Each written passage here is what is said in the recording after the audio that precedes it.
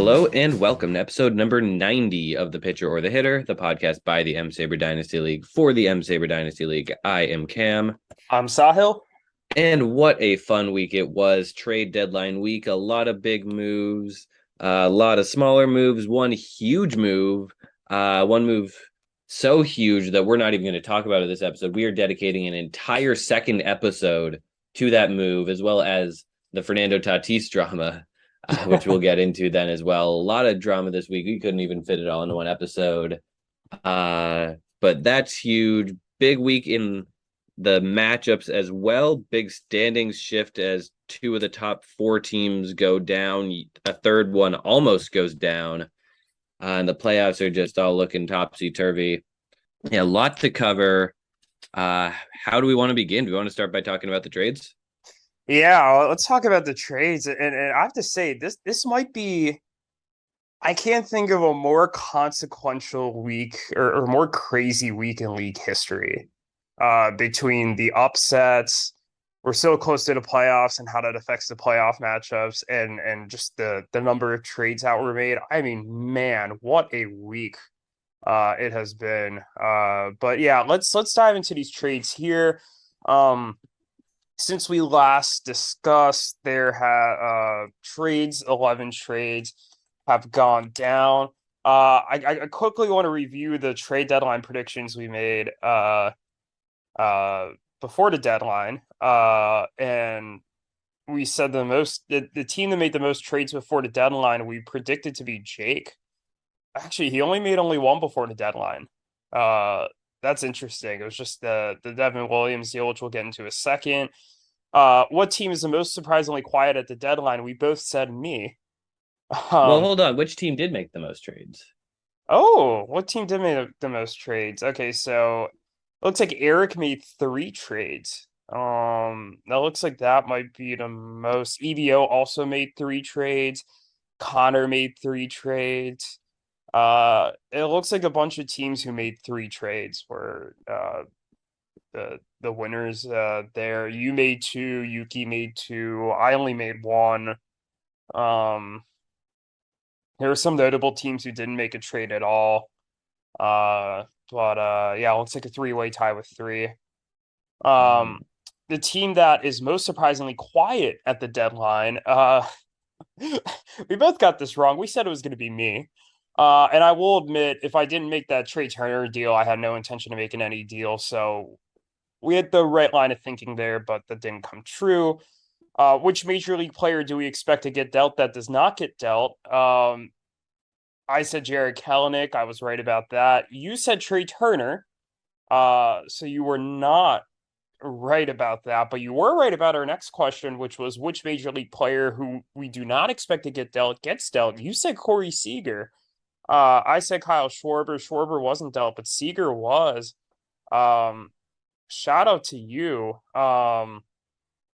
Yeah, I didn't even have any inside information on that. I just kind of looking through some players and came up with that one. I kind of predicted that trade a little bit in general because I mentioned Erik, or I mentioned Jake maybe feeling like it's time to move on from Jeremy Pena. He hasn't been great, wanting an upgrade there. And then separately I mentioned Corey Seager.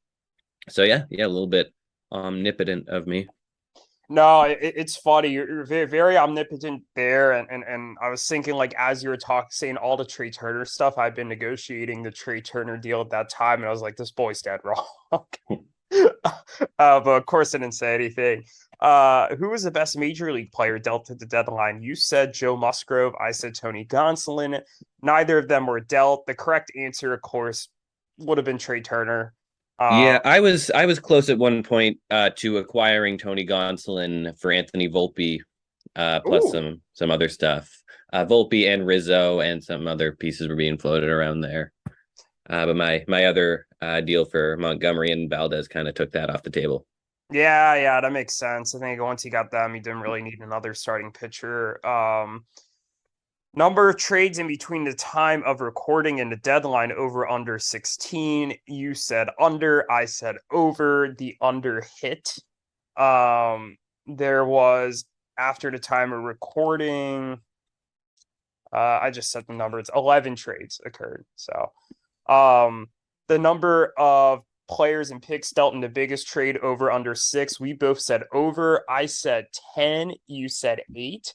The Turner deal was the biggest one, and that had 9.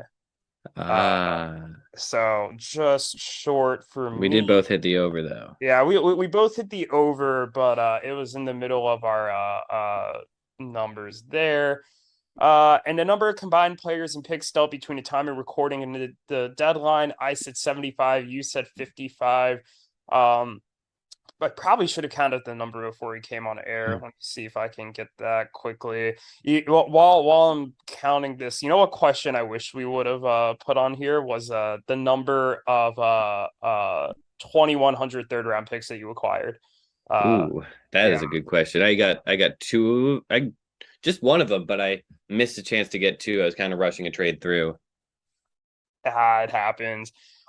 So the number of combined players and picks that were dealt between the time of recording and the deadline ended up being 40. So we were both wrong there. What a shame. Oh, and we missed the best prospect dealt at the deadline, Diego Cartaya. You said Ellie De La Cruz. De La Cruz was almost dealt in a particularly notable deal. We will talk about that more in the next podcast episode. I don't want to spoil that too much.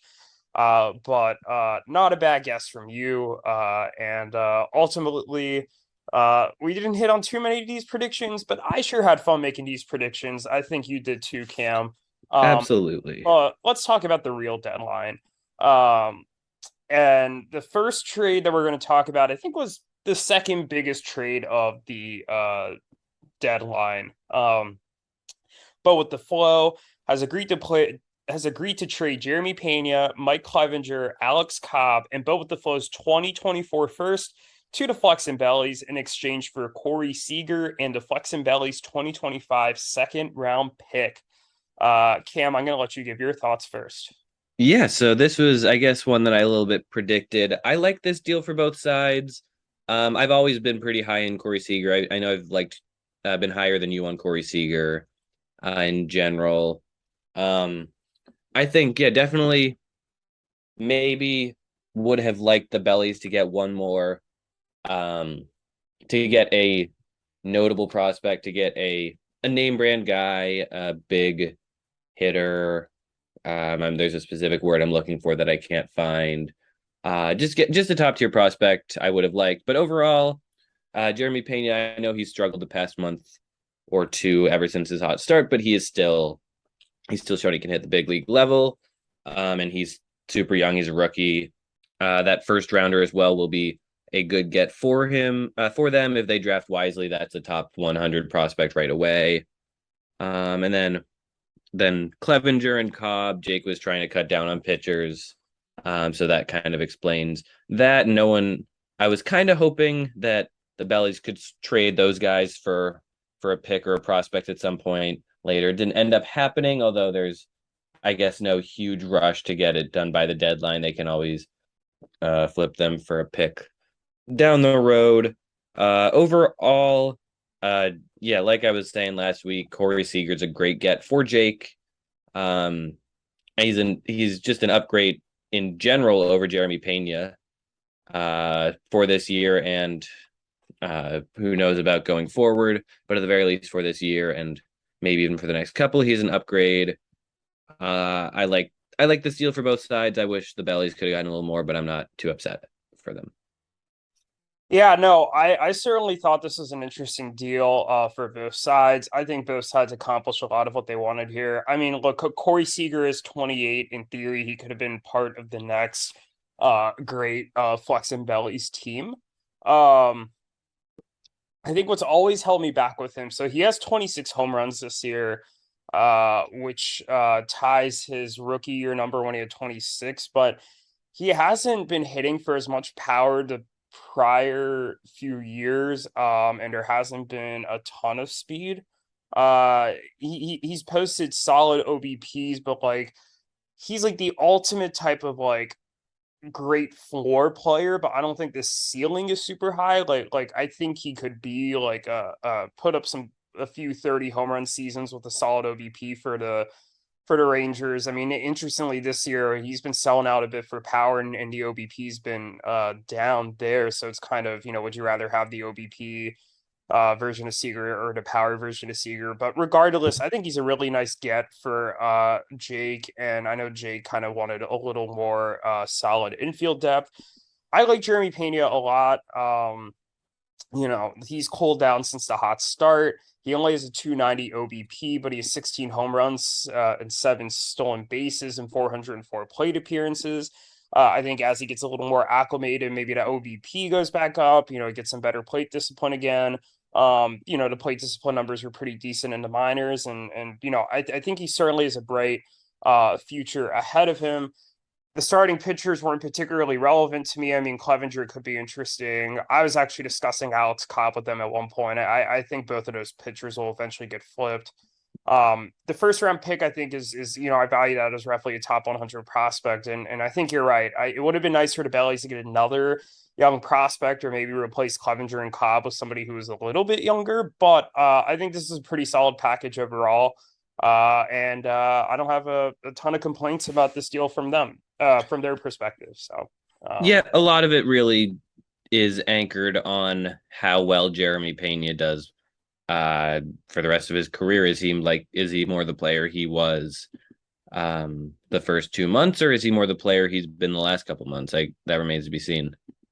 Yep. No, exactly.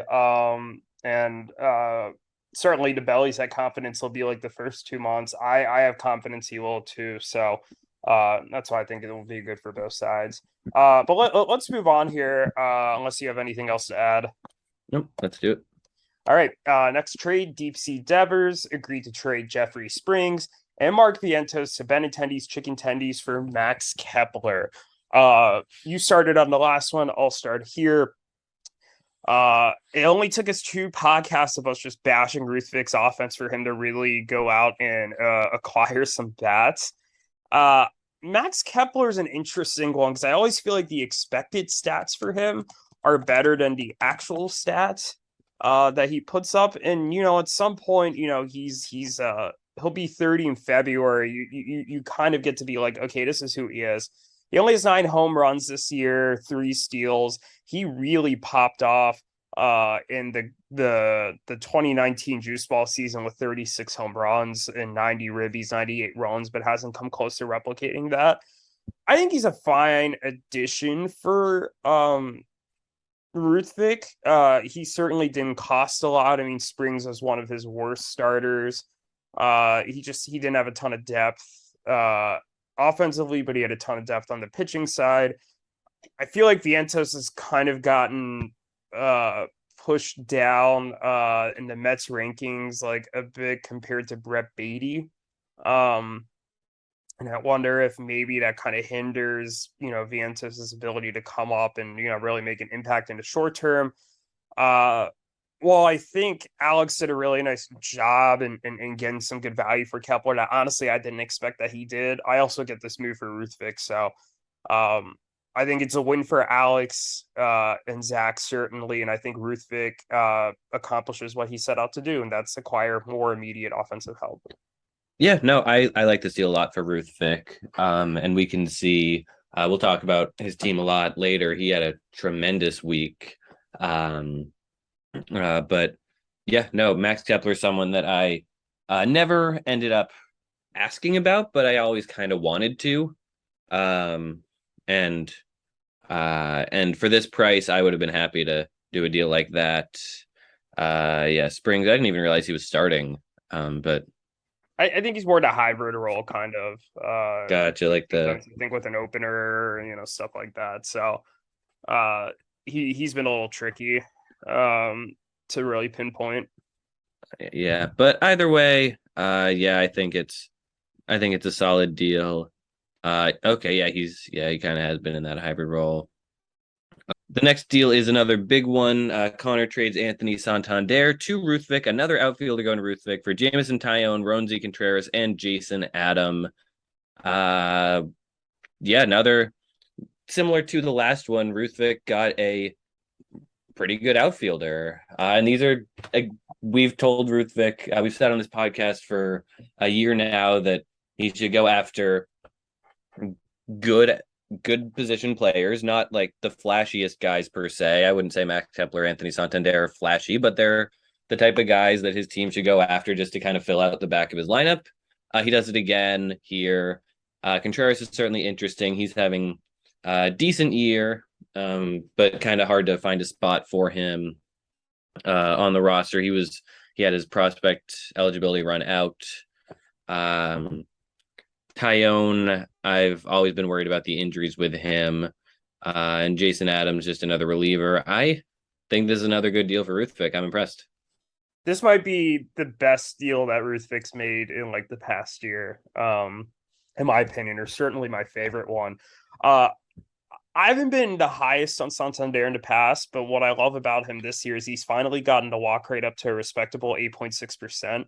And he's cut down the strikeout rate from last year. It was 23.1% last year. It's 18.2% this year, while still maintaining the power. The OBP is now sitting at a much better 338. He's got 21 home runs, 66 ribbies. So you could certainly flirt with a 30 home run season with a 330 OBP.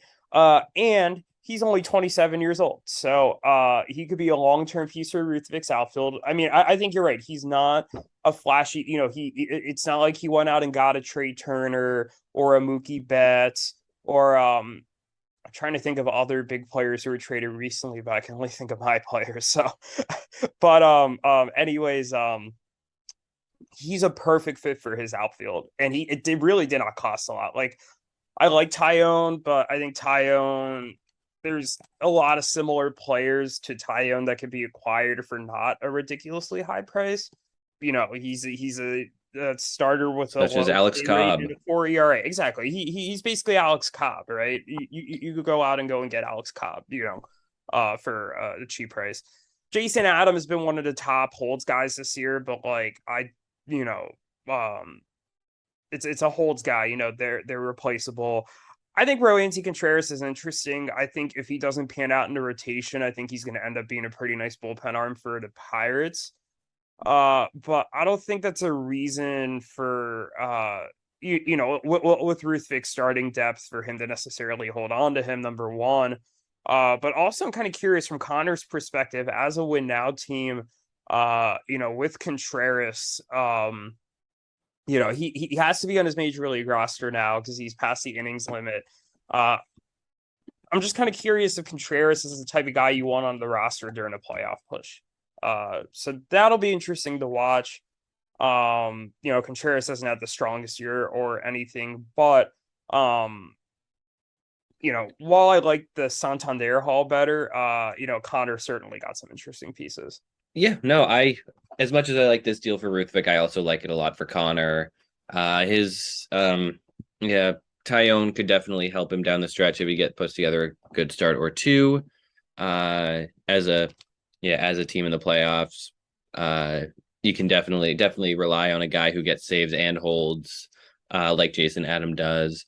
And Roansy Contreras, yeah, sure, he might not help him a ton this year. But he hasn't been bad per se. The ERA has been good. He's striking out a decent number of guys. I worry about the walks, but he's still super young. Got a lot of time to iron that out. And Conor's rotation is just kind of old. Like he's got Verlander, he's got Merrill Kelly, he's got Kyle Gibson. Even his bullpen's got Daniel Bard. His team's kind of old for a team that was rebuilding until very recently. He's got Wade Miley, he's got Steven Strasburg. Really, Tristan McKenzie is the only other, and Giolito's not young anymore, but yeah, McKenzie's the only other intriguing young guy on this bullpen. Or in this rotation. I didn't even mention Robbie Ray. So I think he's an interesting guy to gamble on. But yeah, no, I like this deal for both sides. Yeah, no, I'll add one quick thing, with Conor kind of depleting the farm, he traded Tovar to get Verlander earlier this season, and we all know all the moves he pulled off this past off season and this last season to go out and acquire players that helped lead him to a finals run last year. This is a creative way for him to, accumulate some young talent while still being able to get a piece, i.e. Tyone, i.e. Jason Adam, that can help him now. So definitely interesting. Let's move on to this next deal, though. EBO sent Hunter Renfro to you for Ruthvik's 2024 second round pick. This is your trade. I will let you talk about it. You, sir, have the floor. Yeah, not a whole lot to say. I'm wishing that I got a third rounder in 2100 from them.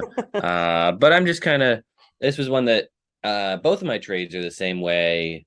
It kind of developed quickly. In both cases, the other team reached out to me first. Wanted to know if I was interested in a certain player because I'd expressed an interest in both an outfielder and a closer. They offered, in both cases, the other team offered up a second. I said, sure, sounds perfect. I have a lot of picks coming up.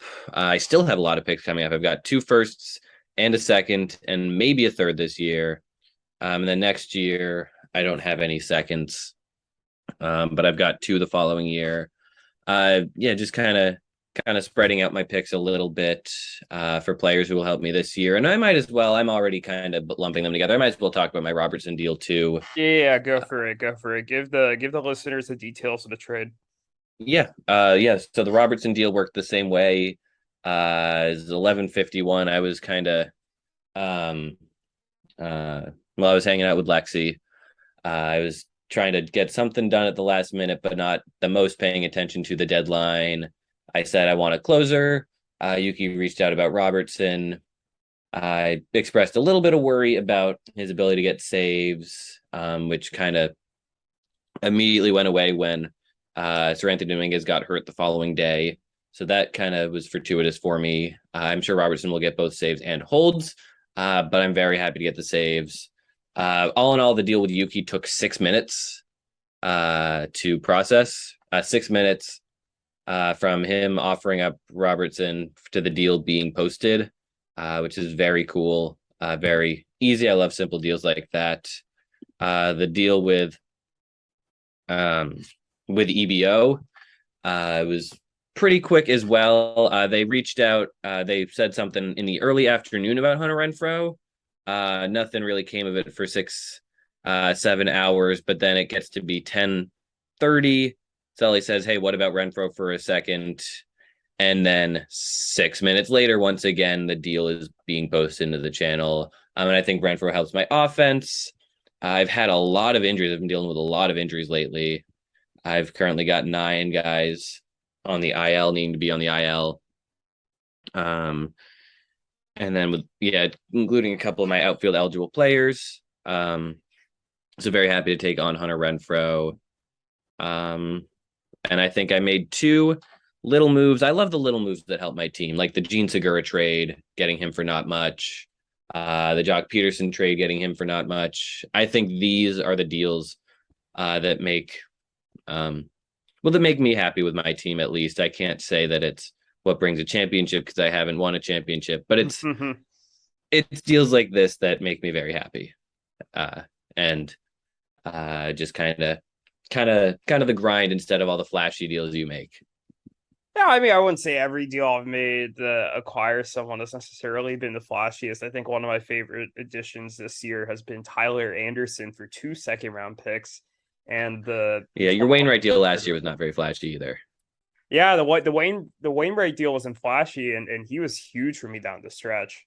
So yeah, it doesn't need to be the biggest move. It doesn't need to be the flashiest move all the time. The flashiest moves certainly help sometimes, but those smaller moves could also be equally as impactful.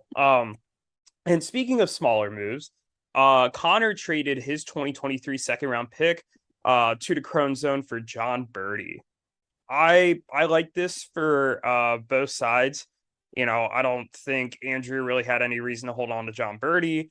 He's out of it. I think for Conor, he could be an interesting guy to maybe pick up some steals. I know he's multi-position eligible. Give him some offensive depth. Think it's a win-win here. What do you think? Yeah, no, not a whole lot to say. It's a win-win. Good to get some steals of your win now team. You can always use those down the stretch, especially with a multi-position guy like John Birdie. um, and especially on Andrew's end as well. Uh, Getting a second rounder for someone you're not going to use, it feels a lot like the Wensleydale trades we've seen. Exactly. And I want to group this. I'm going to skip around a bit because the three trades after that are all Erik deals, and I feel like they're all a little bit interconnected. So let's talk about the last Conor deal here. He acquired Justin Turner for EBO's 2024 second round pick. Um, I like that much for the same reasons I like the Birdie deal for both sides. EBO had no use for a 37, 38-year-old Justin Turner. He's already helped Conor's team quite a bit. Having played him this week, I've seen Justin Turner rack up some hits. I don't know if the long-term upside is super high, but Justin Turner's playing well right now. And think it's a win-win. Anything you'd like to add? Not really. I mean, considering that that Justin Turner was part of a huge deal where they gave up Polanco and Chapman to get well, the main pieces were the prospects, but Turner was the main major league piece in this deal. It would have been nice considering they also got Hunter Renfroe. This is the fourth time Hunter Renfroe was traded in the past 3 weeks. How about that? Yeah, Um, well, Jake to Anthony, Anthony to me to EBO, EBO to you. Yeah, no, exactly. We even named an episode after how much he's gotten traded, and then he just went out and got traded again. No, yeah, Um, yeah, you literally announced him as the player of the week, and then the next day he got traded away. yeah. So I guess we can call that deal back with you. They traded Polanco, Chapman, Norby, Hoglund, and a second for 2 seconds, Davis, Bernabel, and Hentz. So that's kind of how that goes. But not really a whole lot more to say about this deal in general. Yeah, good for them to stockpile picks. I know they have been for a while now. Absolutely. Yeah, I think it's a win-win for both sides here. But let's move on to these Erik deals. And these were the most fascinating deals of the trade deadline. Um, let's start here with the two reliever deals. Um, and I feel like we could kind of package them together. So the first one was Erik traded Devin Williams and Conor's 2026 second round pick to Bo with the Flow for Erik's 2023 first round pick and Andrew or AJ Minter.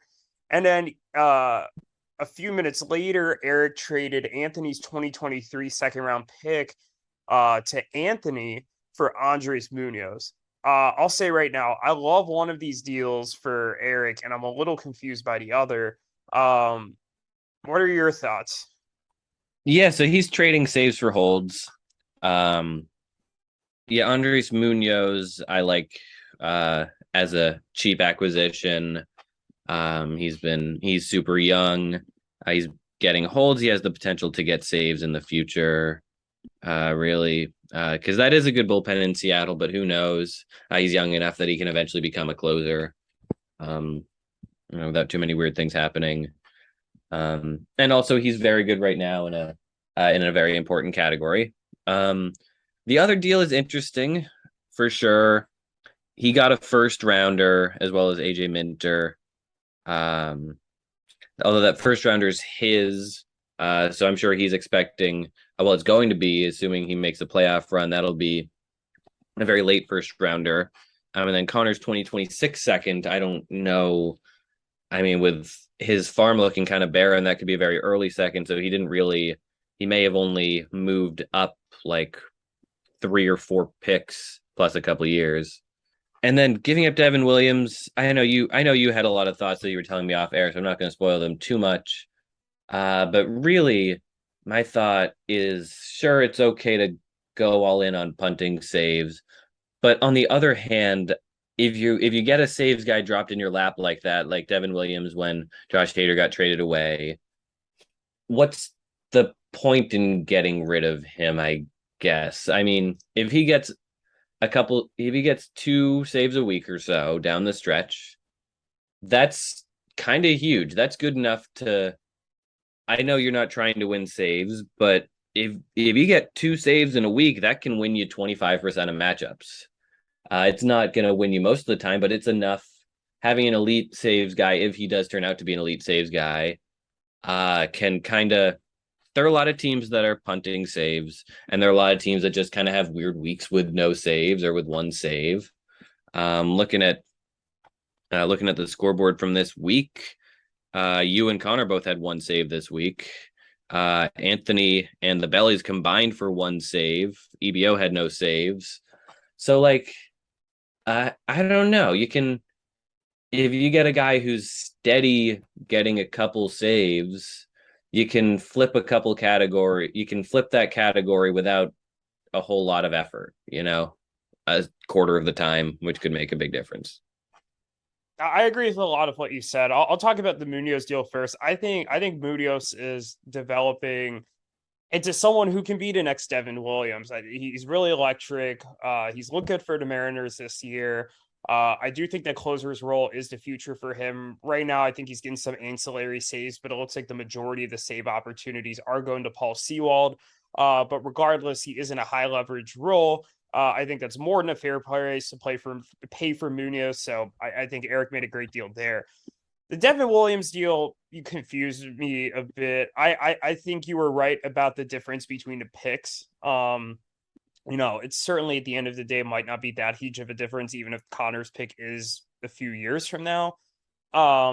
Erik's pick is definitely going to be late in the round. I don't think he's really going to get any of the top targets in the draft down there. I think there's a clear consensus top 4 in this draft, some other solid players that will go kind of after that, but I'm not really sure who's going to be around at say 11 or 12.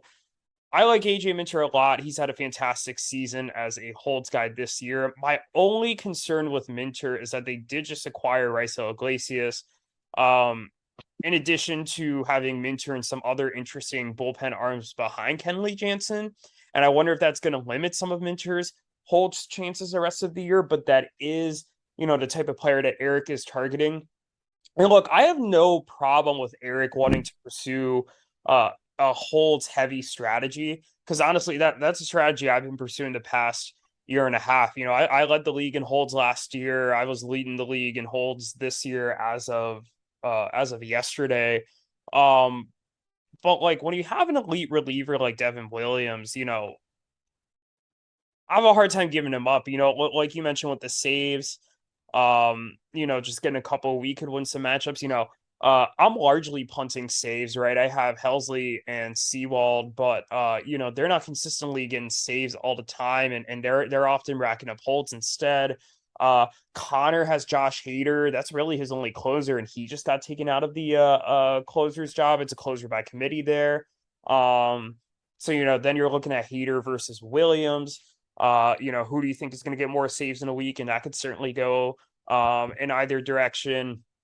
I know some of the other teams might that are in the playoff race maybe have a little more depth at closer, but like you for example, Clay Holmes is not close at it anymore. You have Liam Hendricks, right? He's good, but maybe David Robertson ends up not getting as many saves as we think. Maybe Sir Anthony Dominguez comes back, right? So I think there's room for him to be able to win saves with having Williams on his roster.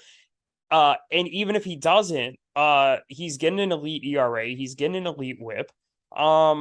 And I just wonder if, I don't know, I think it's a fine haul that he got back for Williams, but I don't know if it's like such a great haul that I would have been willing to move off of maybe you could argue the most valuable reliever down the stretch. Yeah, no, that is a very good point. There's a realistic possibility that Devin Williams could outsave Liam Hendricks in say rivalry week or say a playoff matchup. Yep. And have that be a potential difference maker in a very important matchup. Whereas holds, I'm kind of below average in holds. It's something that Erik would have won against me anyway. I don't know. And maybe it's to match up against you specifically, looking past me. But yeah, it's interesting for sure. That's a good point. But take me today, for example, right? I needed a hold. And I streamed Colin Poche, he got a hold, right?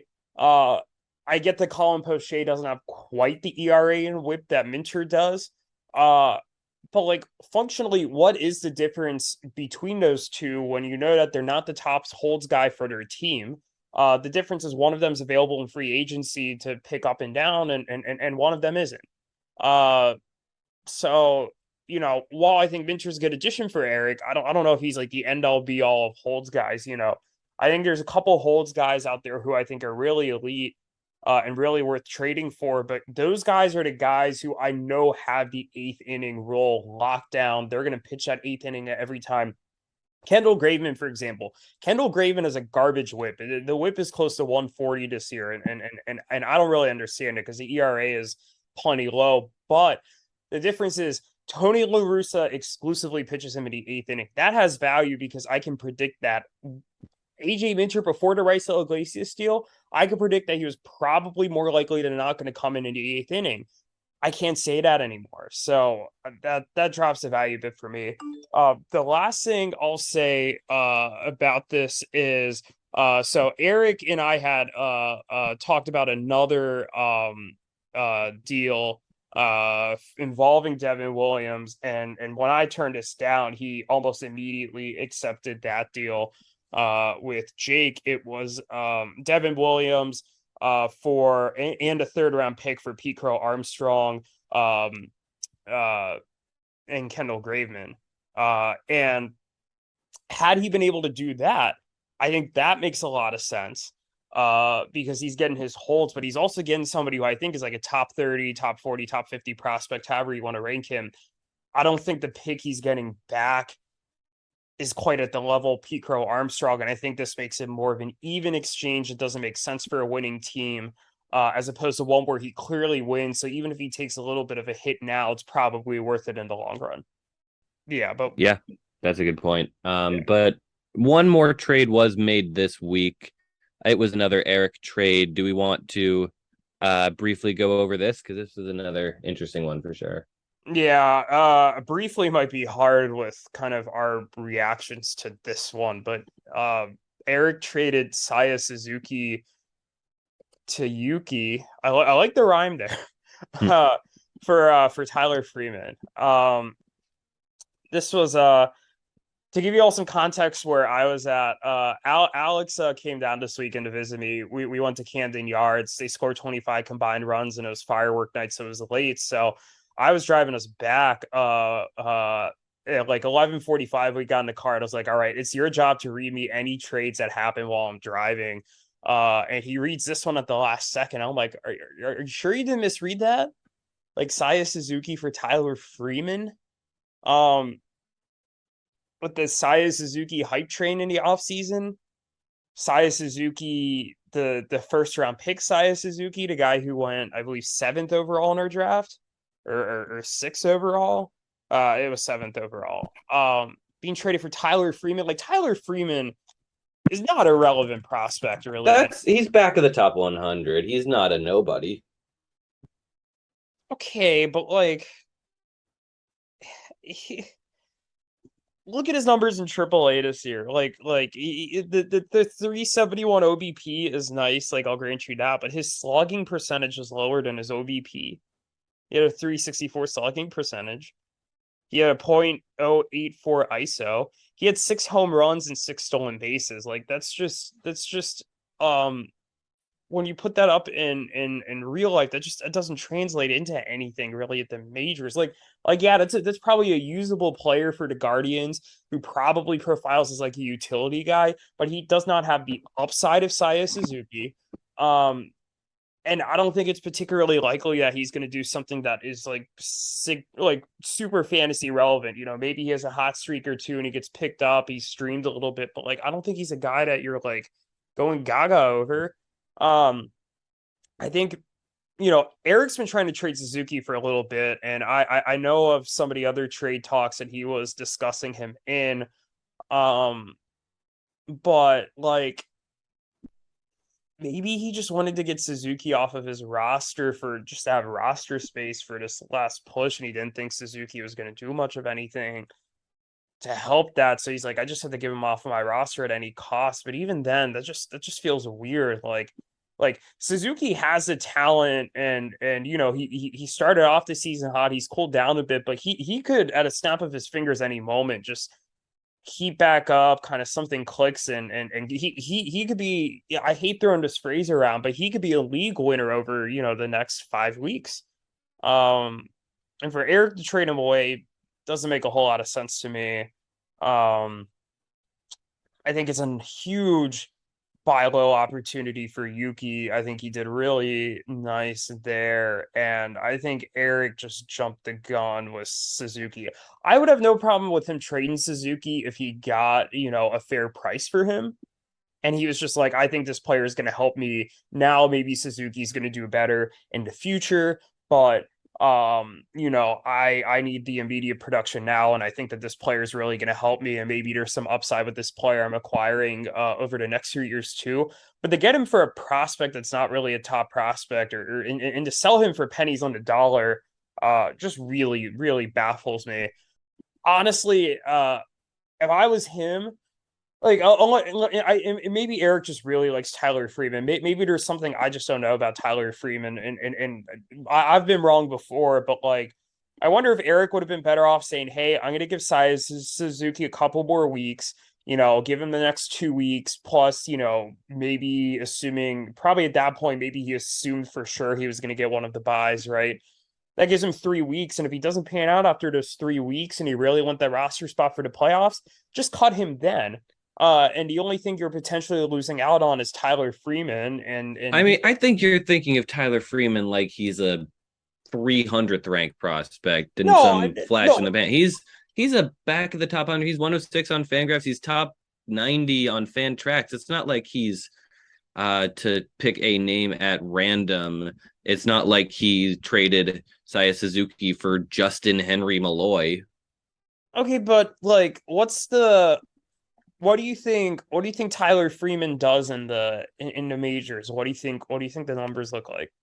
I don't know. I mean, he's a prospect. It could be anything, but he's higher than he's higher than a lot of other guys that are getting traded for that are being reasonable pieces and interesting deals.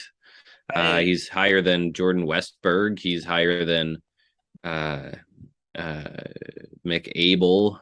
He's higher than Warming Bernabel, who was a big piece in a very recent trade. that's like Bernabel, sure. Like the other ones are pretty ridiculous. I don't. He had 6 home runs and 6 steals in AAA this year. He's never 6 home runs is his career high. Like I don't see him being this big power hitter, this big on base guy. Like even though he has a nice like on base percentage, like he's never had a walk rate above 7.3% in the minors. I just don't see the long term upside here. This trade just really baffles me, and I really don't like it for Erik. And like yeah, maybe Tyler Freeman's an okay prospect, but I'd rather gamble on Saya Suzuki, um, figuring it out. I don't get it. All right. Well, that's about all we're gonna come up with for these trades. Glad we did not dedicate any time this episode to the big one because we spent a lot of time talking about these. But before we get into the matchups, though, let's talk about some of the playoff picture as created by these matchups. And this is a good transition to talk about something that was just created by Jake in the spreadsheet while we were talking. That is the playoff matrix. A very fun tool. You kind of see it with on like 538 with NFL matchups at the end of the year, but it's for our league essentially. If this team wins a certain matchup, how will this affect the final standings? And yeah, it's pretty cool. Something that we've kind of been doing in our heads, but now we can do it in the spreadsheet. Yeah, no, Jake literally like put this in the chat like as we were recording like this is like 10 minutes ago. I think this is great. Certainly gonna provide some interesting context here. And maybe we'll fiddle around with this over the next couple of weeks on the podcast. Maybe we could do some digging into this and maybe discuss it tomorrow on the podcast a little bit. Maybe discuss some potential matchups and how different things could affect things. But this is a really cool thing. I can't wait to play around with this, but it is certainly going to be an interesting last 2 weeks. We have never had a playoff race this close. I mean, there are what 7 teams within 2 games of each other at the top. It's 7 teams. It's to the point where, like, I mean, even like someone who's like sitting like a game back of the number 1 seed has to think like, I might not even make the playoffs. That's nuts. Mm-hmm. Yeah, as it stands, we had, in addition to an interesting trade deadline, we certainly had quite a few interesting matchups that really shook up this playoff race. But actually, you know what? Before we transition to the matchups here, I have one question for you just to wrap up the trade talks. Were you surprised about the relative lack of big moves and relative lack of inactivity until, a little late on Friday night? Or was this kind of what you were expecting? That's kind of how it always seems to happen. A lot of the big moves get done a couple days before, and the last day is kind of for some last minute additions. I'm kind of thinking back to 2020, it was kind of the same way. There were like 7 deals that went in right at the buzzer. But all the big ones, it was Albies who got traded a day or two earlier.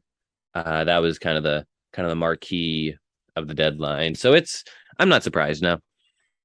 Yeah, I thought we'd see a couple more bigger names traded. But in terms of the timing standpoint, I think these trades were kind of timed as I expected. You want to talk these matchups now? Yeah, let's do it. Let's talk about the one. There were 2 big upsets that happened, but let's talk about the one that most directly um, shook up the standings. I guess it didn't change the standings per se, but Jake's loss to the Tendies basically rules him out of a bye, which is huge. Yeah, so Jake, for reference, is now a game and a half back, I believe. Yeah, a game and a half back. He's tied with Conor, but he has the tiebreaker over Conor. Although Jake just asked in the chat, is Conor actually 2.5 back and not 1.5 back? Um, And I I actually can. think he's right. Oh yeah, no, you're right. Yeah, Conor lost this week. Conor did not win. You're right about that. Okay, so let's reset this picture a little bit first. Let's get that all in our heads before we So discuss the Connor's masterpiece. Connor's 8 right now, or Connor's 7 right 7. now. Okay, so if the playoffs started today, Erik would be the number 1 seed.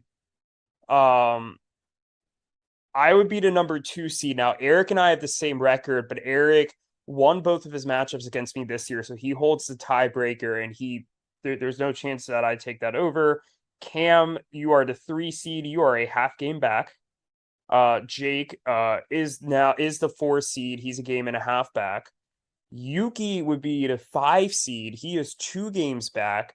Ruthvik would be the 6 seed. He is also 2 games back, but Yuki holds a narrow tiebreaker against him. We had to go to the second tiebreaker, and he narrowly has the second tiebreaker. Do you want to explain that tiebreaker, Cam? I think you know the details of that a little better than I do. Yeah, so I think this is hilarious. So Yuki holds the second tiebreaker, which is categories 1 in matchups.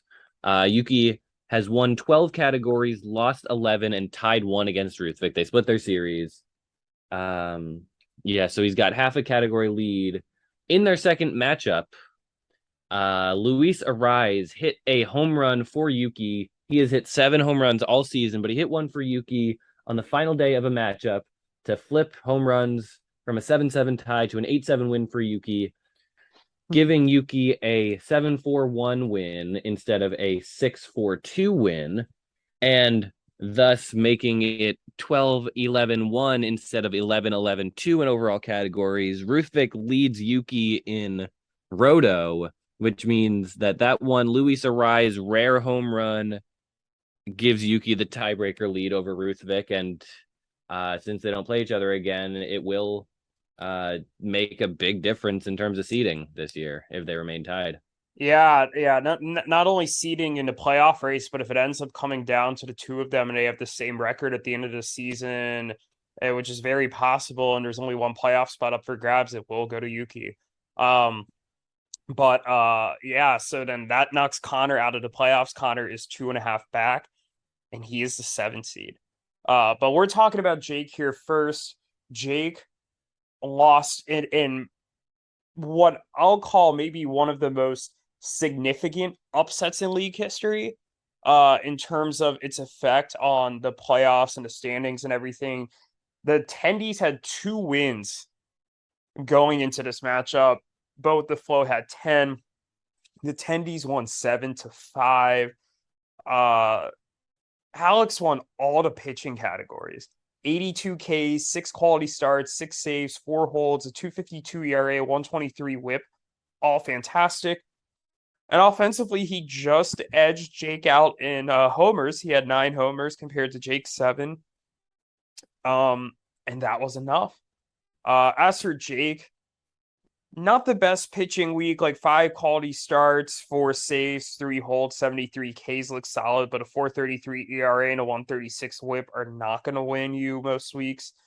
44 runs and 20 doubles were decent, but he only had 7 home runs. That's kind of surprising given some of the boppers on this team, including Yordan Alvarez, who's actually cooled down this month a lot. And I wonder if that hand injury is affecting him when he got hit by the pitch on the hand a couple weeks ago. And I know he had the shortness of breath this week. And a 315 OBP is just not going to cut it most weeks. It did this week because the Tendies only had a 297 OBP, but yeah, not really a good showing by Jake. What are your thoughts? Yeah. Like I said earlier, Jake is now basically out of contention for a bye, which is huge because he's gonna have to play a first round matchup against a team that's coming in hot. That's a guarantee. He was number 2 for a while. Yeah, I agree. I don't think he played amazingly either. I don't have a whole lot more to say about this matchup. He didn't play badly per se. He runs, doubles, RBI were all solid. But that being said, Alex and Zach got it done where they needed to. They won the pitching rate stats, and as well as the pitching quantity stats. But by 1 quality start, 9 strikeouts, and Jake only used 9 of his 12 starts. You got to think, hey, maybe if he wasn't trading away so many starting pitchers throughout this past week, he could have flipped something. At the very least, in terms of strikeouts, that's something that he may have to think about over the next couple weeks. I will say, matchup MVP for Alex could go to a few different people, but I really like the week that Josiah Gray had. I'm not going to give him MVP per se. He because the high whip. Let's go. Ooh, this is a tough one. Let's go Joe Ryan. He made 2 starts that were good. Only one of them was a quality start, but he still got 12 Ks, had a reasonably solid ERA and whip. Yeah, all good. I could give another shout out to Zach Jackson for getting a couple holds, including one big one at the end. Although he had a high whip, it didn't end up hurting him. But yeah, not a ton of impressive guys to single out, but I'm gonna go with Ryan. Great pick. But yeah, anything else we want to say about this matchup? Do we have any concerns about Jake after this matchup, or do we think this is just kind of a 1 week thing? I think it's a 1 week thing, but it was a really bad week to have a 1 week thing. I agree. This really came out of nowhere, and I think it actually might have been Jake in Slack early this week where he was just like, something's bound to happen. It's just gonna like tear up the standings, and just the way it goes. And I mean, this certainly qualifies. Who the hell saw this coming? Um, this is one of those we're gonna look back at and just have no answers for it. But speaking of upsets, um, let's talk about Yuki and Erik.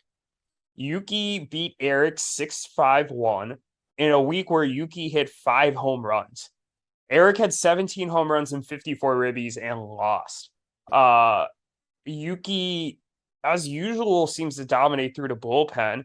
Kind of a similar, like a Suedo EBO strategy almost, except Yuki has a few more starting pitchers.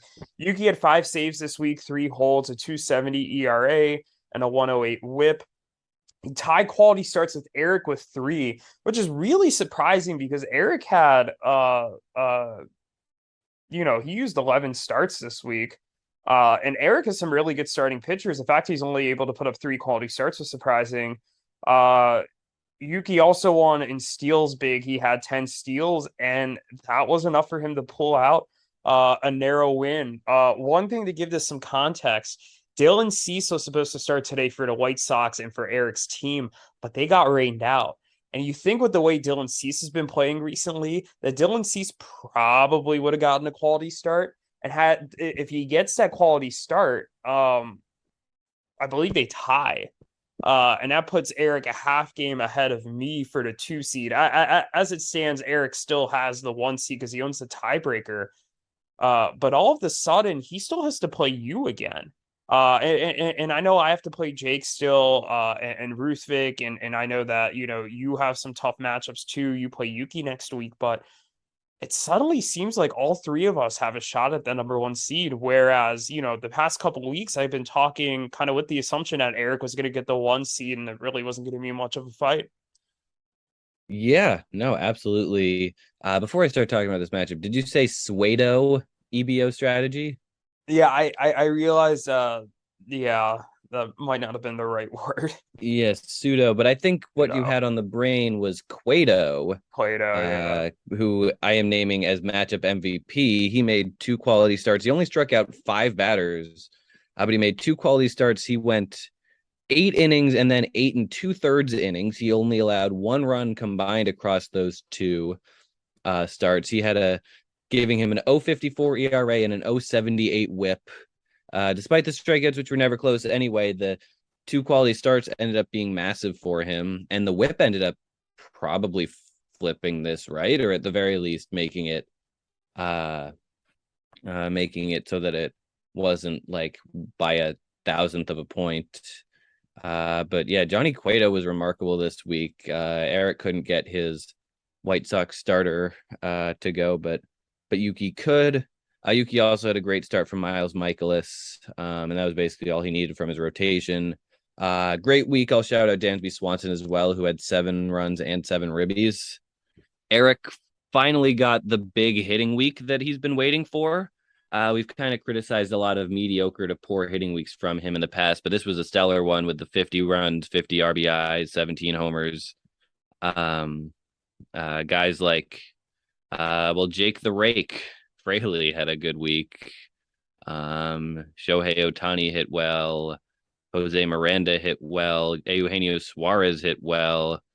So he got that. This was what he's been hoping for, but his pitching let him down. Whereas Yuki's did not. Yeah, that seems to be a theme of the upsets this week is the pitching really let a couple teams down, and those couple teams lost Yeah. in upset matchups. But so let me ask you this here. So I alluded to this earlier, but right, Erik is now the 1 seed, right? Or he's still the 1 seed. I'm the 2 seed, but we have the same record, and you're a half game back. Uh, one question number 1 for you: do you think Erik's going to be the 1 seed when it's all said and done? Now that the gap has narrowed. I think he's most likely to be the one seed out of the three of us, but I will take the field over Erik. I think that's very fair. I'd say I would agree with that.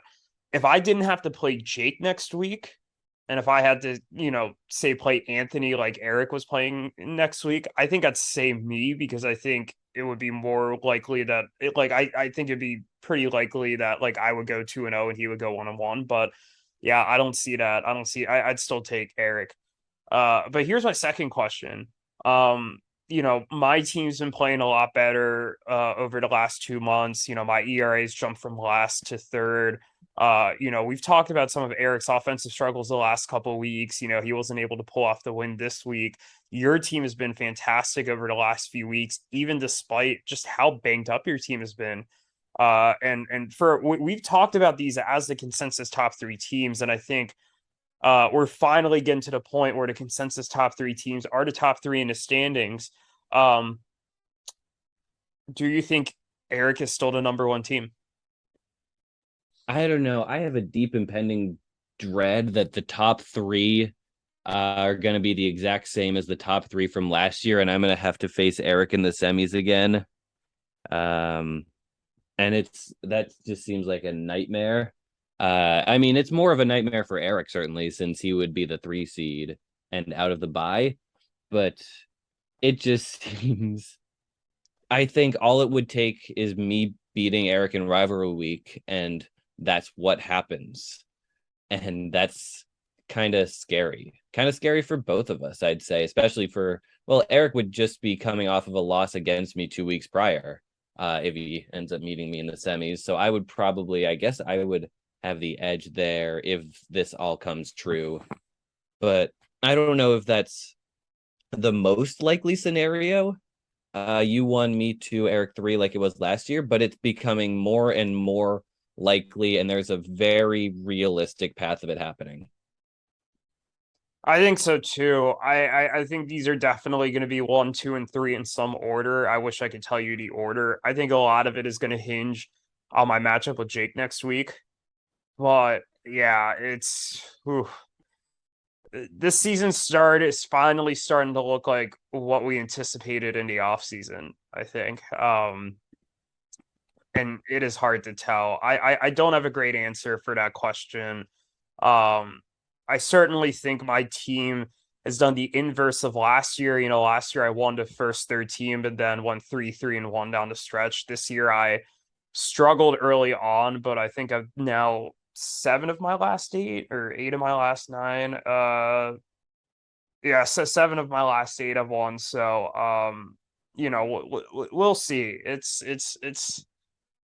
going to be a tight one. But speaking of my team, let's move on to my team. If we're talking about cliffhangers here and just drama, this matchup had it. It looked like I thought I was gonna lose going into the day. Strikeouts was kind of the one category that was close. In addition to saves and holds that were like, okay, maybe these might flip. Charlie Morton pitched beautifully today, got 11 strikeouts. Brandon Woodruff added 5. When Merrill Kelly started struggling early on and Conor like needed like 7 or 8 strikeouts from him, I was like, okay, I'm probably fine. But then something happened. Merrill Kelly in the later innings started to get some strikeouts. Robert Suarez came in and one of the more unexpected holds. Sean Manaea had 69 pitches through 7, and I was like, you know what? They're probably just going to let him pitch the complete game. Like, he could easily post a Maddox. And then suddenly he's out after 69 pitches, and they put Robert Suarez in. I literally chatted you that like 30 seconds before it happened. I was like, oh, there's no way they put him in. And then sure enough, he's the one that they put in. He gets the hold, but not only that, he strikes out his last batter, which gives Conor the K's lead, which gave him the lead. But Giovanni Gallegos saves the day. He comes in, he gets the save after the Cardinals come back. And had he not struck out his last batter, which was Ketel Marte, I would have tied him. but he did strike out his last batter. Ketel Marte took 140 Yellow Champ team. He understood what was needed in that situation. It was not a hit. It was not a ground out. It was not a fly out. He needed to strike out against Giovanni Gallegos. He does it. And I beat Conor 5-4-3. One of the rare 5 category wins. We have had 9 of them in league history before this. This will be the 10th. And if Cedric Mullins hits a double in this matchup, we could have our 3rd ever 5-3-4 win. So we'll see what happens there. The Orioles and Red Sox are still recording as of playing, but I mean, boy, Conor and I played 2 really close ones this year. I beat him 6-5-1 in week 3. I beat him 5-4-3 this week. Incredibly unlucky for him, but oh man, it was nuts. And also, with strikeouts being so close, he and I were tied in strikeouts this week, and nobody else had as many strikeouts as we did by a pretty good margin. So it just unlucky for him, but shout out to him for tying a quality starts record with 10. He now enters into a 4-way tie with you having done it twice and Erik having done it once. A wild matchup. And huge for me as it now ties me up with Erik in the standings, and obviously really fucks Conor because he's now out of the playoffs. I just talked a bunch. Cam, what do you have to say about this matchup? Yeah, so the craziest, weirdest matchups are always the ones where strikeouts at the end flip it. And I think this has happened twice for you now, where you've won based on a strikeout in the last inning of a game. Definitely frustrating where I could have that I could have seen all 3 of my opponents near the top lose and me winning handily. Didn't quite end up happening. You ended up pulling it out. But yeah, no, you scored 60 runs. You had a very good week. You also stole 8 bases. I'm going to give matchup MVP, though, to one of your pitchers, and that is Charlie Morton, who struck out 23 batters in 12 2/3 innings, 2 quality starts. 12 Ks in his first start, 11 in his second. He had a 1.42 ERA, 0.87 WHIP, and you needed every last one of those strikeouts. So that's massive for you. One of the best strikeout weeks I've ever seen from a pitcher. I'll shout out, I guess, real quick. Jose Abreu had a good week with on base percentage, but not much else. And on the other hand, Wilson Contreras had a great week in everything except for on base percentage. Yeah. So the 2 of them combined, they would have maybe been enough for matchup MVP. But Charlie Morton was just on another level. Yeah. Shout out to Gallegos too, because Gallegos was the one who flipped saves or tied saves and tied the strikeouts. So, I mean, in terms of the impact on the matchup, he was really huge too. But I agree. Charlie Morton, 23 strikeouts. You don't see that often in a single week. And I think he was a very good pick. This is one of those where I was thinking about this earlier. You know, Adele Amador is who I gave up to get Charlie Morton. And Adele Amador has really shot in the prospect list since the trade. But if Charlie Morton, if him with his strikeouts today gets me, say one of the buys into playoffs or maybe even the top seed, and it gives me an easier path, and I end up winning the championship, boy, that trade is really worth it. Even if Charlie Morton doesn't do much of anything else the rest of the year, those strikeouts were huge. So shout out to him. He may be old, but he's still dominating. So, but yeah, I don't really have much else to say about this matchup. Anything before we move on to the next one? No, let's move on to the next one. This is one was almost a 12-0, almost Ruthvik's second 12-0 in a few weeks. He ended up losing whip. EBO got some whip towards the end from someone. So it's an 11-1, but we talked about Ruthvik's 12-0 win as being a pretty lousy 12-0. He didn't look very good. He just played a crappy team. Sure, he played a crappy team this time, but oh my God, Ruthvik's team looked really good. Uh, Crushed the doubles record, 30 doubles, the first time we've ever seen a 30 double week. He also 55 runs, 55 ribbies, 6 steals, and great pitching to go with it. Uh, just just a pretty flawless week. Not much else to say about it. Yeah, I mean, 30 doubles setting a record. That's huge. Nice to see the offense come alive. His offense has been really bad for like a couple weeks or a couple months, really. Um, and I think getting some of these additions has really kind of made the offense better. You could see it in the results. I don't think there's too much to add. EBO's obviously rebuilding. They just lost their best remaining player this week in Trey Turner. They weren't going to make much noise. And yeah, good for Ruthvik. He got a huge gift this week with Conor losing. Although it really hurt him that Yuki won, but he is in the playoffs for now, and it's going to be really important for him the next couple of weeks to win to really secure his spot. But this is a nice start. Oh, Um, certainly. yeah, Let's looking down the list. 6 doubles from Alex Bregman, 6 doubles from Jeff McNeil, 5 doubles from Oscar Gonzalez.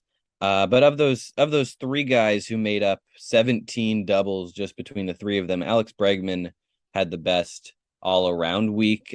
He scored 7 times, drove in 8 runs, hit a pair of homers, also stole a base. I think Alex Bregman, despite having just a 344 on base, which was actually lower than average for his team this week. I think all around exceptional performance from him. I'll also shout out Vaughn Grissom, who had a great week. And then pitching wise, uh, uh, Joe Musgrove was great too. yeah, Joe Musgrove definitely great. Nice to see him bounce back because he's been struggling since Ruthvik acquired him. Uh, he had a 5 ERA in his 9 starts before this, I think. So good for him. And yeah, do we want to move on to the next matchup? Yeah, there are two left. Which of the two do you want to break down first? Let's talk about yours. You're the last playoff team that's being talked about. You won 10-1-1. Pretty easy dub for you over Andrew.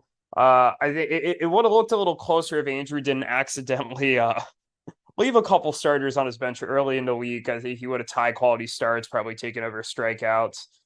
Maybe it affects the ERA. I'm not sure. I don't think so, but yeah, huge 10-1-1 win for you. Um, I'll let you take it away. It's your matchup. Yeah, not a ton to say this week. I had a really solid all around week with the 51 runs, 18 doubles, 14 homers. My pitching rate stats were good. I only used 8 starters this week, which is kind of surprising since I just traded for 2 starting pitchers from Andrew last week. But they're kind of turns in the rotation are coming around, and they've been great. Jordan Montgomery was well, he was paddocked this week, 5.2 innings, but he looked great. Framber Valdez, another quality start. So I'm very happy with how these guys have done um in their first week and a half on my team. Hard to pick a matchup MVP for myself though. My hitters were pretty solid. Um, but I kind of want to go with Yandy Diaz, uh, who hit 4 doubles. He drove in 8 runs, contributed in quite a few categories. He also homered. He's a guy I picked up for free from free agency back on July 18th. You owned him for looks like 2 different very brief stretches early in the season. But I've kind of held on to him for the past month. He's a really high on base percentage guy. He's scoring a decent amount of runs. He's hitting a lot of doubles, including for this week. Good mid to lower tier bat on my team, and I'd like to give him a shout out. I like it. Yeah, no, nice to not just continuously pick Aaron Judge over and over again. I don't know about you, but I get pretty tired of that. So, Yeah, um, Aaron Judge is now. Aaron Judge is tied. For those wondering, with Yordan Alvarez atop the list with 5 matchups matchup MVPs apiece, with Dylan Cease taking home the bronze with 4. Yep, there you go. Yeah, I don't have much more to add here. Great week by you. Andrew traded away some pieces this week. I mean, obviously you took Framber and Montgomery from him. This just looks like he's going to play out the season, but his team's had a very strong performance this year and he should be proud of the work that he's put in. But one more matchup to talk about. Anthony beat the Bellies 9-2-1. I don't think there's a ton to talk about here. Anthony dominated the pitching categories for the most part. They tied in holds with 5, but Anthony won all the other pitching categories. He won 4 of the 6 hitting categories. None of these numbers really pop off the page in any of these categories, but Anthony did enough to get a pretty resounding 9-2-1 win. Any thoughts? Yeah, so I guess the most interesting thing about this matchup is that the Bellies now have held the loser's belt for 8 consecutive weeks, which is the most ever, breaking a tie with Conor's team, which he said at the end of 2019 and then carried into the first couple weeks of 2021 and it took his absurd record-breaking ERA and WHIP week to get rid of that loser's belt and give it to EBO, who then themselves held it for 4 weeks. But yeah, this is 8 weeks now in a row with the loser's belt for the Bellies. We shall see if they carry it into the off season with them or if they dump it off on one of their opponents. They, down the stretch, have Andrew and Conor. So maybe Anthony was their best chance to get rid of it if they wanted to. But I should pick a matchup MVP. Like you said, no numbers really jumping out. But who did have a great week was Sean Murphy, and I'll give it to him. He had a 484 on base this week. He scored 6 times, hit 3 homers, drove in 5 runs. Sean Murphy is now up to 4th in the player rater among catchers. So he's working his way back up. He's been bounced around, of course, a few times this year, but he's put together a solid season. Not to say that I traded him at a bad time, because obviously having Adley is huge for me. And Jonah Heim's been very good. But yeah, no, Sean Murphy has continued hitting throughout the course of the entire season. Proud for him. And then I guess Kyle Tucker gets a shout out, as well as Kevin Gosman, who pitched 7 shutout innings, and then Alek Manoah, who had a quality start and was very close to another quality start, except kind of was pulled and out shy and allowed 1 run too many. But he struck out 15. Sean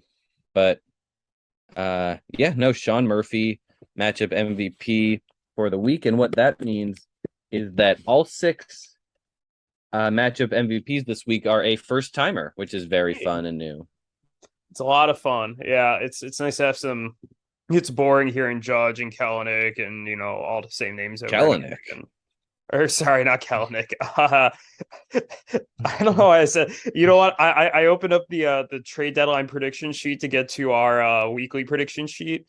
And Jared Kellenic's name was right on the screen, so that'll do it. Well, let's hope he's got many in his future. Yeah, just as long as it's not on your team. I still can't wait for the day you finally trade away Jerry Kellenic and admit that you were wrong. But let's talk about matchups to watch for next week, unless there's anything else you want to add here. No, let's do it. A lot of good matchups next week. And with a shout out to me versus Yuki, and with another shout out to Conor versus Ruthvik. There's only one real winner, and that is your matchup versus Jake. Why don't you talk about it? Yeah, I mean, I had a thought that Jake was going to win last week, and then it was really going to be a battle to see who was going to stay relevant in the race for the bye. But Jake's kind of taken himself out of the race for the bye with his surprise loss to Alex. Nonetheless, this is not an easy matchup for me. I mentioned I've won 7 of my last 8. The only loss in that stretch was to Jake. Jake's team's been playing very solid this year. I think he's clearly the fourth best team in the league. And because of how tightly bunched everybody is, a loss could have some pretty big implications for him in the playoff race where maybe some things, go a certain way. Maybe there could be a potential where he could be on the outside sitting in. So this is a really important matchup for him to make sure he's still staying the course. And as for me, if I want to have any chance at the 1 seed, I need to really make sure I win this week. And that'll set up like just a crazy scenario the week after. So it's gonna be fun. It's gonna be stressful, but yeah, I think clearly in a matchup to watch this week with definite shout outs to the other matchups that you mentioned. There are three playoff matchups this week. We don't usually get that. Or three uh top 7 teams playing, I should say, because Connor's now out of the playoff hump. But Mhm. this should be a fun week for Erik. He might be the big winner this week because he's the only playoff team to play a non-playoff team. Um, of course, one might have said that about Jake last week, and Jake lost. So you never know. That is very true. But let's get into our predictions. How did we do last week in this wild week? Oh boy! All right, we both picked myself to win, and I won. We both picked Erik to win, and Erik won. We both picked Anthony to win, and Anthony won. We both picked you to win, and you won. We both picked Jake to win, and Jake lost. Actually, you know what? I'm sorry. I'm so used to saying that Erik won. Erik lost. So we both picked Erik to win, and he lost. So we're wrong there. But we both picked Ruthvik to win, and Ruthvik won. So we both went 4-2 on the week. And both of us going 4-2 on the week means that I am 63, 26, and 19, and you are 59, 26, and 25. That means I'm still ahead of you in the standings. I forget. I feel like we have messed this up once or twice now since I've overtaken you in the standings. I forget who goes first or last or what. It is so we did get it wrong last week, but since you are ahead, you go first so that I can look at your picks to see if I want to make anything specifically with that in mind. Gotcha. Oh boy, this is not going to be a fun week to pick. This is going to be a very hard one. I'm not going to. Let's start with the non-playoff matchups. I think Andrew's going to beat Daniel and Matt. I think Erik's going to beat Anthony. Alex and Zach versus EVO is kind of a toss-up because like that EVO team is really decimated after the trades. I'm gonna pick Alex and Zach. I like their bullpen a lot. They still have Julio Rodriguez, who is better than any player EBO is rostering right now. So I'll say Alex and Zach, and maybe you could argue they're a better team than EBO right now as a whole. I think you will beat Yuki, but you're not gonna have fun with it. It's one of those that's just gonna annoy you all week. But I think it That's a Yuki matchup. yeah, it's going to be a classic Yuki matchup. But I think when it's all said and done, you're going to win that one by a not a comfortable margin, but like you won't be sweating it out on the last day or the last game of the last day. Um, Conor v Ruthvik and Nick. I mean, oh boy, we I mean, if we're talking about two teams fighting for their playoff lives, I mean, this is it. These are the two teams that are right on the bubble at 6 and 7 right now. Just looking at their teams quickly, when it's close for me, I like to look at who has 2 start weeks. Um, and currently it looks like Ruthvik could potentially get a 2 start week from DeGrom. Although if they have Thursday off, probably not. Oh, they do. DeGrom might get a 2 start week. And his offensive, the guys he got have been pretty solid. Conor has Kopech and Contreras with 2-start weeks, maybe Ray and Verlander. I'm gonna give it to Conor. I I Interesting. I think Conor's team is a little better. Emphasis on a little. The last time I played Jake, you and I both picked me, and we were wrong about that. I feel like there were a lot of times, especially early in the year, where we picked against Jake and Jake ended up winning. Um, I feel like we're wrong about Jake's team most of the time. yeah, I'm gonna pick Jake. He plays my team really well. He's like Yuki. He's just like really frustrating to play. His team had a letdown this week, and I think his team's gonna come with a vengeance. You know what? I'm gonna pick me, and I'm changing my mind here, and I'm gonna tell you why. Jake doesn't really have much in terms of starting pitching going this week. Alcantara had his 2-start week this week, as did Luis Castillo. I think I counted 8 starts for Jake. I don't think he has any 2-start pitchers, and Evaldi is day to day and on his roster. It doesn't look like Evaldi's going to make his next start. So I'm gonna say I'm gonna win, but like I don't like I wouldn't be surprised if he beats me like 9-3. You know, uh, go ahead. That one took a while for me, but this is I mean we're down to the stretch here, and these are all like insane like matchups to pick. Yeah, no, it is a very important part of the year. Only 2 weeks left in the regular season. Let's start out. I think Andrew will beat Daniel and Matt. I think Erik will beat Anthony. I am going to pick the tie between Alex and EBO. I like picking ties. This one feels kind of tie-like. I'm not expecting a great thing from either team. I think I'll just repeat what you said about me versus Yuki. I think I have the upper hand, but I think I got to make sure not to overlook him because he just beat Erik. He's right now the 5 seed, and it's always a slog facing that team. I don't know how else to say it. I think you will beat Jake, but I think it'll be close, and I think I don't want to call it a must win for Jake, but let's look. But if we take a look at the playoff matrix here, if you lose to Jake, or if you beat Jake, let's say Conor, or that puts Jake at a serious disadvantage. He could drop him down to 5 or 6. Especially if Yuki can pull off a win somewhere, or Ruthvik can pull off a couple wins. I don't know. Jake does have the tiebreaker over Yuki. It's not saying I don't see.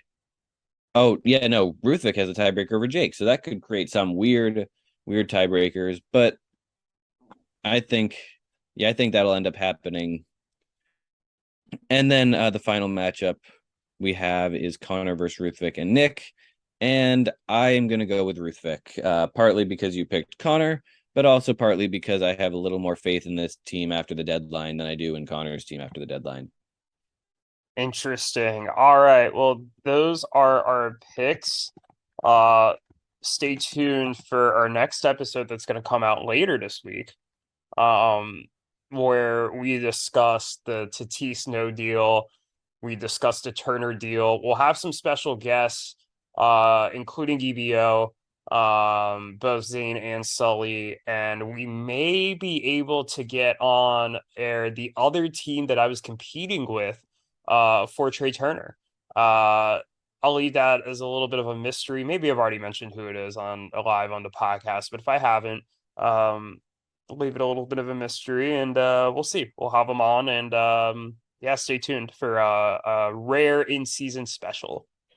Yes, stay tuned. Not quite an emergency podcast, but a bonus podcast. Yeah, love to see it, and we will see you later this week. Yep, sounds good. If you should fall upon hard time, if you